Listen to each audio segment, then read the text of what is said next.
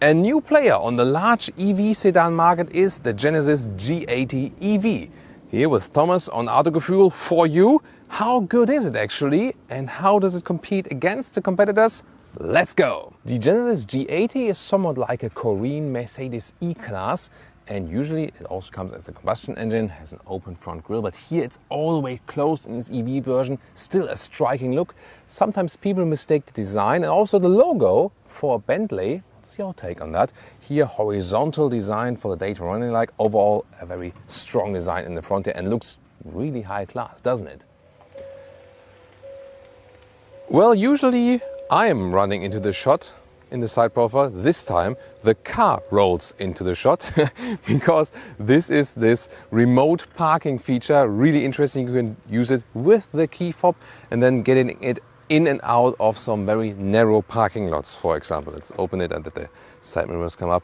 Yeah, it's about 5 meters or 197 inches in the length, full-size sedan, a really beautiful silhouette here indeed. In this case, this G80 EV is also equipped with the solar roof, and they promise up to a surplus range of 1,000 kilometers or 600 miles per year when the car is in the sun frequently.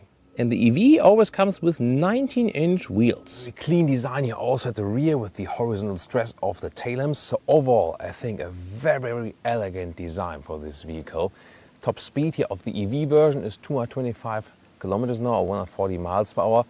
Does this go even a little bit faster? Well, we are going to find out today on the German Autobahn test indeed. 4.9 seconds is the acceleration figure. That's quicker even than the 3.5 liter 6-cylinder you can get on the combustion side.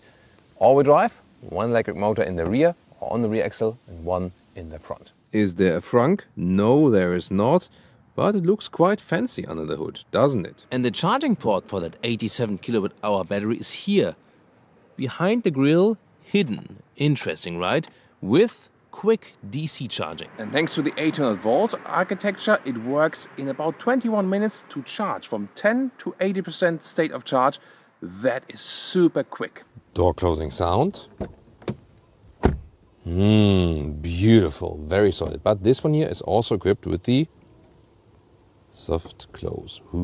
Seating position, basically the seat is comfortable, but there's a big catch to that.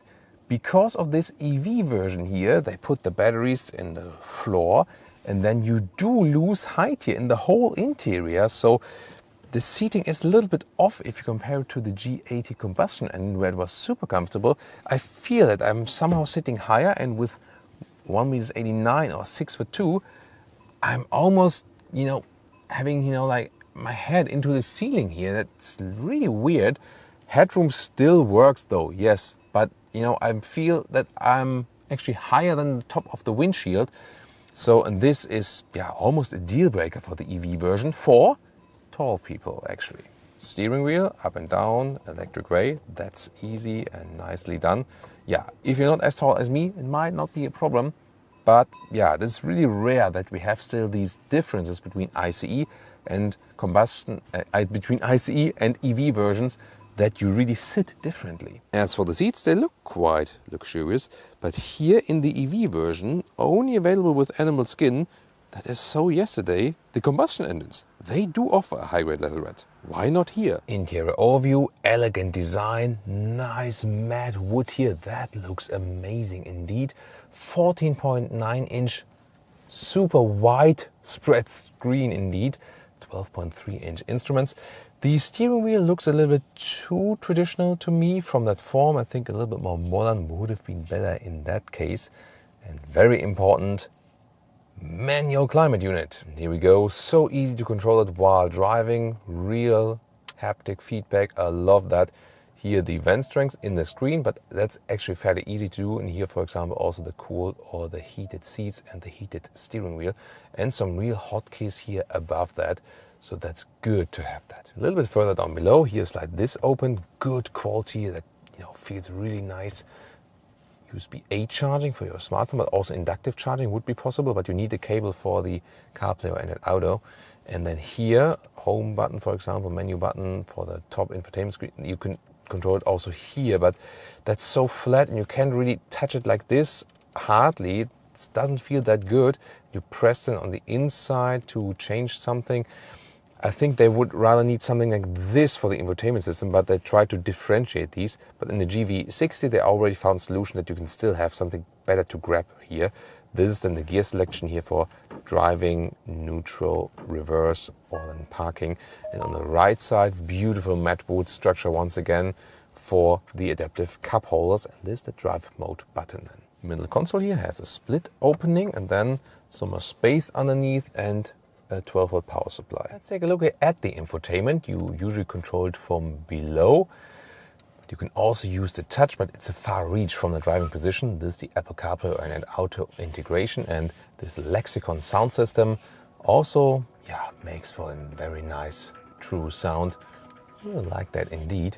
And as I said, you can also go back to the home menu like this. This is a nice screensaver, by the way. If you go here, that looks pretty beautiful.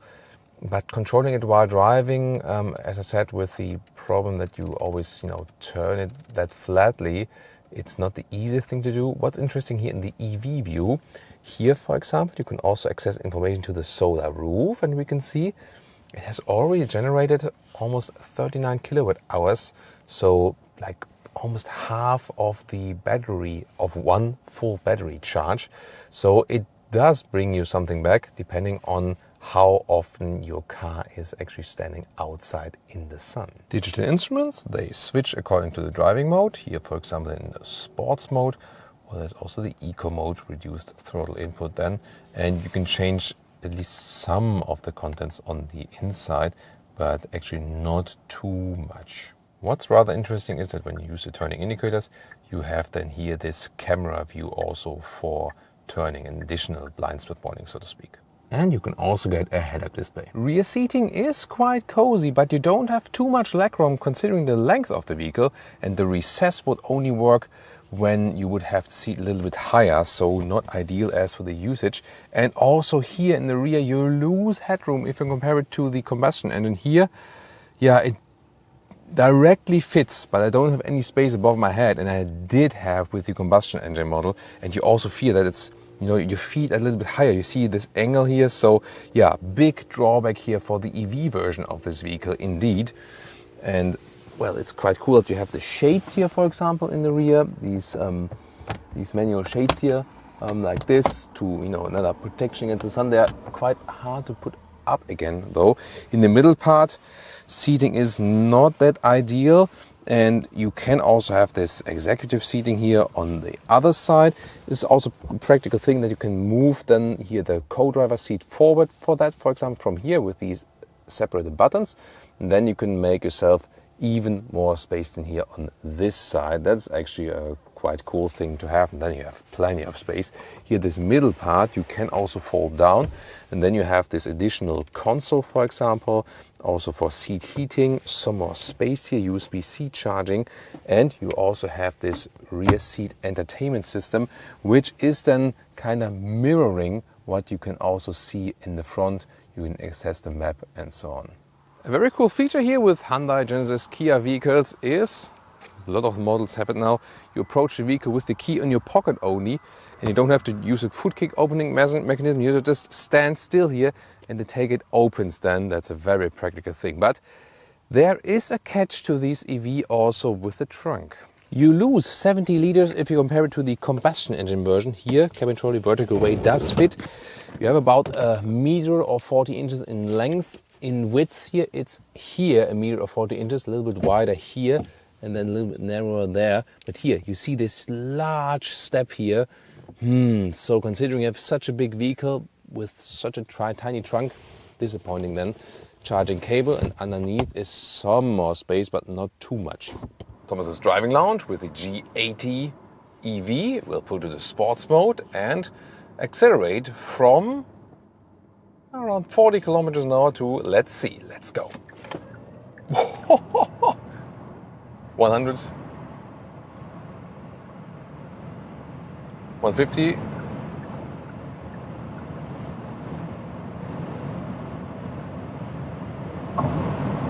200 kilometers an hour, 125 miles an hour, and soon reaching the top speed, officially 225.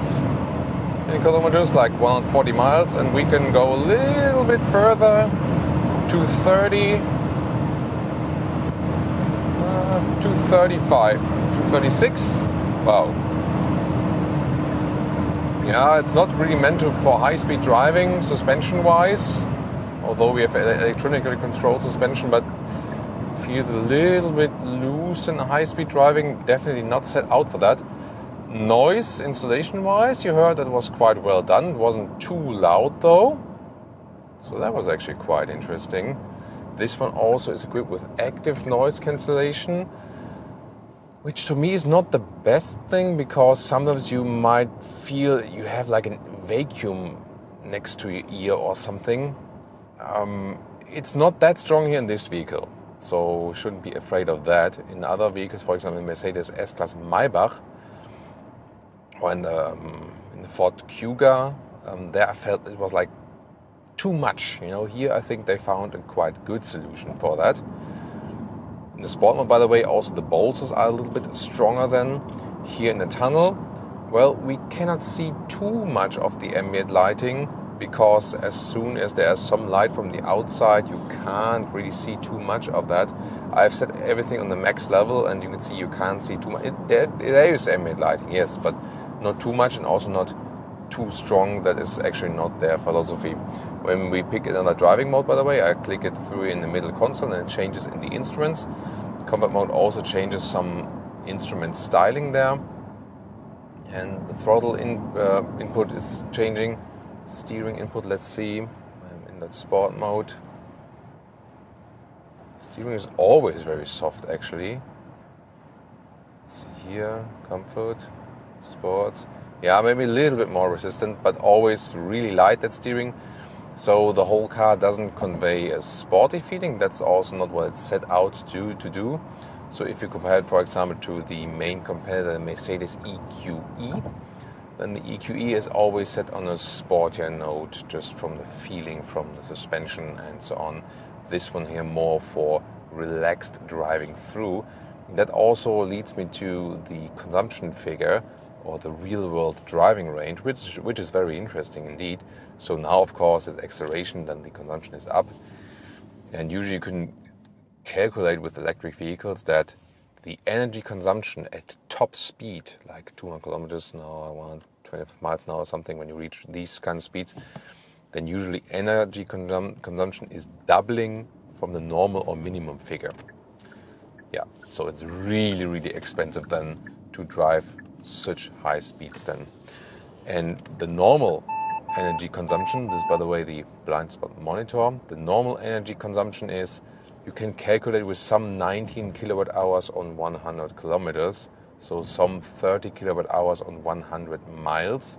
And that leads here, I have an 87 kilowatt hour net battery, and that leads to a real world driving range of some good 450 kilometers or 280 miles, which is decent for electric vehicles out there.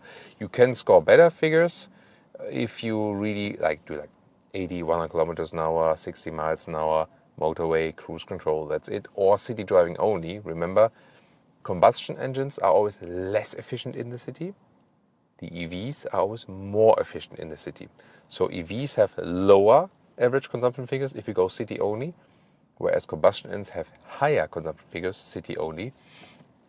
And on the motorway, it's basically then the other way around. That's very interesting, especially when the higher the speed goes, actually. So overall, it still conveys driving fun. It is really spontaneous from the acceleration. It is quicker than the combustion engine brothers. Here 4.9 seconds in the acceleration figure to 1 kilometers or 62 miles an hour. So it is fun to drive, yes, but steering feel, as I said, is a little bit vague. Then the car also doesn't feel sporty as for suspension, but it feels comfortable. And that's the important thing about this vehicle. That's also the main goal, that it's comfortable, and the suspension is comfortable indeed. So it evens out the bumps very well. So I'm really happy with the suspension, and it's totally okay that the emphasis of this vehicle is not sportiness, but rather this gliding effect. We'll do one more time higher speed driving here on the German Autobahn after that tunnel again. One thing I do notice while driving is definitely, once again, the seating position, which is a little bit awkward in the EV version. It's definitely, to me, because of the higher seating position, less comfortable than the ICE brother, also while driving. And indeed, it does irritate me while driving that I'm so close to the ceiling here with my head. So I would definitely stick with the combustion engine version of this G80 as for the seating comfort. At my height, maybe if you're not as tall as me, it might not be such a problem and you won't notice it that much, or you might think, hey, maybe it's even good that I'm sitting a little bit higher. But for tall people, not ideal. When we're already at speed, 80 kilometers an hour, how does the car behave in acceleration? Let's go. Strong. 130, 150, 170, 180. Yeah, it's really cool. And then let's switch the lane. Yeah, it doesn't give me the best feeling of the vehicle. I mean, we're at really high speeds here, but wow, super silent here. Although almost again 200 kilometers an hour, 125 miles an hour. That is very well done, and it's very comfortable. Just not that sporty, and that's fine, you know. But we're testing here the vehicles that you actually know what to expect. And I have to say the EQE is sportier in the driving, suspension-wise and so on, better steering feel. But the seats in the EQE are also not that good, actually. But I must say the combustion engine seats here of the G80 are even better. Here with the G80 is definitely the big advantage when you're driving here also at higher speeds and would burn a lot of energy. Then we can also better do quick charging from this 10 to 80% in about 21, 22 minutes. Yes, the Mercedes EQE is also good in that one, so they are both good in that respect here. Here with the 812 volt technology, of course, they are also, you know, really top of the game. No one can beat them at the moment at this point. Well, Porsche Taycan and the Audi e-tron GT, of course, they have also the 812 volt technology. These are the only two ones besides the Hyundai, Kia, Genesis. So we know that the Kia EV6 has that, and the Hyundai Ioniq 5 and the Genesis GV60. That's the EV, the corresponding model, and then here also the Genesis G80 and the Genesis GV. Wait a minute, the SUV is then the GV70 EV, right? Yeah, that one will also get it. So, yeah, really good, this 812 volt technology. Let's go back to the normal driving mode, comfort mode. Here now, countryside roads. You can also test something of the assistance systems. You've heard and seen, maybe also seen, there's a red triangle then in the side mirror when you have the blind spot monitor activated. You also heard that when I was in between the two motorway segments. The adaptive cruise control works well to keep the distance to the car in front of me. The active steering assist I tested earlier in a construction site on the motorway, which is the fiercest test basically, and it's not bad, but it's also not that convincing. I also activated here now on the countryside road. On the motorway, most of the systems work well, but when they're in harder conditions, like here, this corner here now, you see, I'm not steering. It does forward. Yeah, it fails, kind of, you know. It steers a little bit, but it's not really keeping the lane. And very good active lane keeping systems, they usually also keep this lane here very well, even though we're not on the motorway. So do not trust 100% in this active lane keeping assist here. Overall, what I really do like while driving is the direct user interface. When I'm, a little bit colder or too hot or something. Yeah, I hope usually I'm too hot, right? So, yeah, in both ways, yeah. So here I can easily control that here with the climate unit. So no hashtag capacitive BS, nor on the steering wheel, nor on the climate unit. Well, here's the touchscreen for the vent strength, but I can live with that. And it's also rather straightforward. It stays in the same direction, also with the heated steering wheel, for example, or the cool seats. That's really a great thing to have. So I really like the classic user face of this vehicle. Besides infotainment system-wise, I mean, it's not meant to be touched. Like you see, it's here like a, so rather they want you to use that lower turning knob, and I told you earlier, they did it in a way that it's differentiating from that shifting lever, that you don't mess that up. But the GV60 also has a different solution for that now.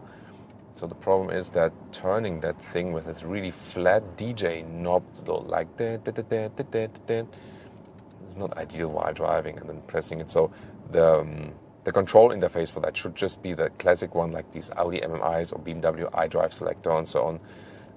This would be a way easier solution overall here also for this vehicle. Countryside road here now, super silent, so I really like it. And the effect of this vacuum effect from the active noise cancellation, I think it's okay. I think I'm noticing it a little bit, but not too much. But I'm really a fan always of passive noise insulation. Speaks more for build quality. And this active noise cancellation, yeah, in the plane with headphones, I think it's okay because it filters, this specific wavelength also that appears in the plane. Some rattling now from the console here. But here in vehicles, not the biggest fan of it, to be honest. What do you think about the small e-scooters on roads, by the way? I tend to think that it's really dangerous, They are not going that fast. They are easily overseen, especially when it's a little bit darker. Some of them even don't have light. Yeah, and a lot of people are crashing with these, right? It's because they have, like a bicycle has like this gyro effect when you start applying speed. Big wheels are turning and they're just going straight, even if you would take hands off or if you decelerate, bicycle just goes in a way, because of this gyroscopic effect. But these very small e-scooters, when you don't hold them tight, they crash directly. Yeah, well, let's go back to the cars. They are safer and bigger. 4 wheels on the ground. That's, of course, always a good thing to have. And talking about 4 wheels, this one here equipped with all-wheel drive because we have one electric motor in the front, one electric motor in the rear, and the distribution here is actually quite equal. So most of the time you have then a 50-50 distribution. That means it doesn't have any bias as for front or rear wheel. That's also an interesting thing. So also when we accelerate it, quite likable. I'm not sure if you've seen it on camera earlier, when we did the acceleration, it was really like going like a boat, very interesting because the suspension is so soft. Recuperation, regenerative braking.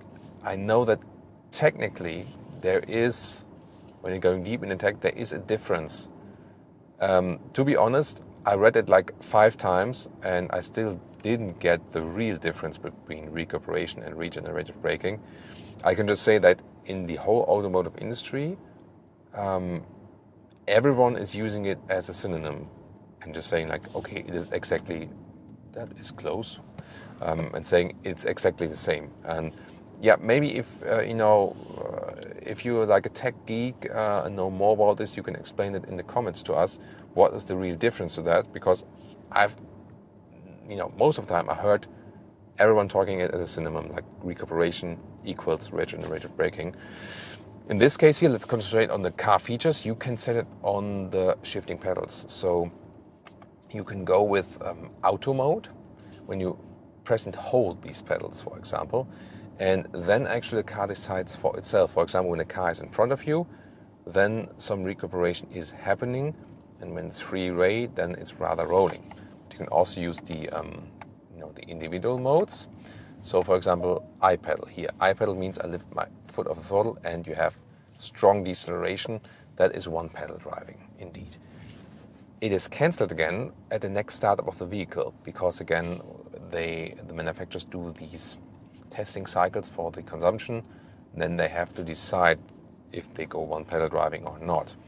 And you can also set it a little bit lower, that they have strong recuperation, but not this I pedal, or even less, another step, and then the car is just rolling and doing the regenerative braking. That's a new traffic light. Doing the regenerative braking just by the brake pedal. It will not have a difference on the amount of energy that you gain back.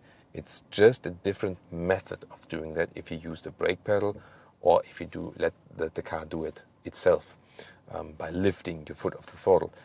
And it is really a very tough decision, or what can I tell you, what is the best thing? Because if we split in three methods, one pedal driving feeling, automatic mode, like this adaptive recuperation, and rolling and using the brake pedal.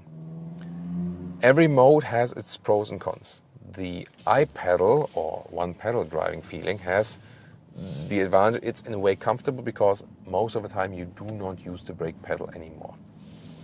And also when you lift your foot off the throttle, you already gain back some energy, you are already decelerating. That can also be a safety thing when you switch your foot from one pedal to another. Negative side, a lot of G-force on the passengers if you're not used to drive it because you might apply too much throttle and too much brake and so on, especially for the co-drivers and so on.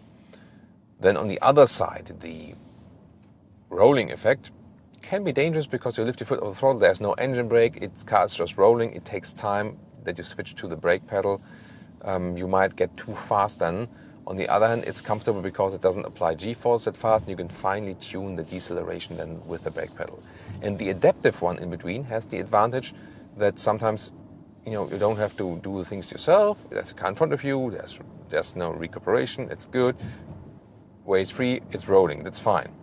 So that could be the best compromise. But yet again, there is this very important aspect of predictability, so that you know at any point, what is my vehicle going to do right now? And this is also a crucial thing. And in a way, I like the adaptive recuperation. And in another way, I think I also like predictability. I like to know, at which torque basically is my vehicle reacting when I lift my foot off the throttle. That's, because it's adaptive recuperation, it's a little bit like adaptive cruise control. Or if you think about a combustion engine, if the engine brake would always vary. Yes, it does, depending on the gear selection, for example. Tough thing to do.